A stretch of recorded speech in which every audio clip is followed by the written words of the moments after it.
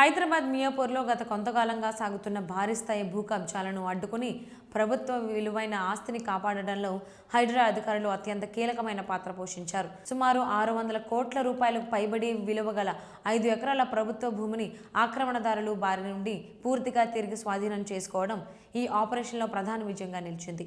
ఈ భూమి మియాపూర్ ముక్తా మహబూబ్ కుంటకు సరిహద్దుగా ఉండే సర్వే నంబర్ 44/5లో ఉంది. అయితే దాన్ని 44/4గా చూపిస్తూ పత్రాల్లో అక్రమ మార్పులు చేసి ప్రభుత్వ భూమిని ప్రైవేట్ భూమిగా మార్చినట్లు హైడ్రా అధికారులు చేపట్టిన దర్యాప్తులో స్పష్టంగా బయటపడింది.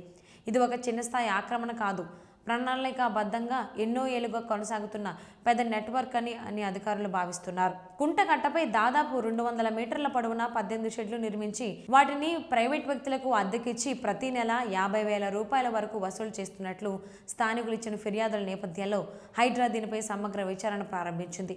అంతేకాకుండా భూమికి ఆనుకుని ఉన్న ఖాళీ స్థలాన్ని ప్రైవేట్ ట్రావెల్స్, టూరిస్ట్ బస్సుల పార్కింగ్ కోసం అద్దెకిచ్చి నెలకు దాదాపు 8 లక్షల రూపాయల వరకు ఆదాయం పొందుతున్నారని దర్యాప్తులో బయటపడింది.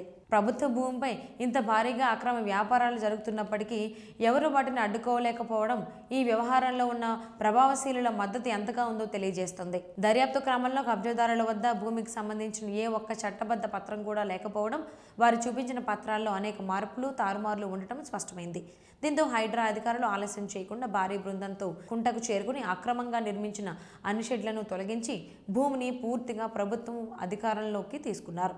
భవిష్యత్తులో మళ్లీ ఆక్రమణకు గురి కాకుండా ఉండేందుకు మొత్తం ప్రదేశం చుట్టూ బలమైన ఫెన్సింగ్ ఏర్పాటు చేసి సీసీటీవీ పర్యవేక్షణను పెంచే చర్యలు కూడా ప్రారంభించారు. ఈ కేసు మొత్తం హైదరాబాద్లో జరుగుతున్న అక్రమ భూ కబ్జాలపై పెద్ద చర్చకు దారితీస్తోంది. ప్రభుత్వ భూములను కాపాడటంలో హైడ్రా చేసిన ఈ చర్య అధికార యంత్రాంగం ఎంత దృఢంగా వ్యవహరించగలదో మరోసారి నిరూపించింది.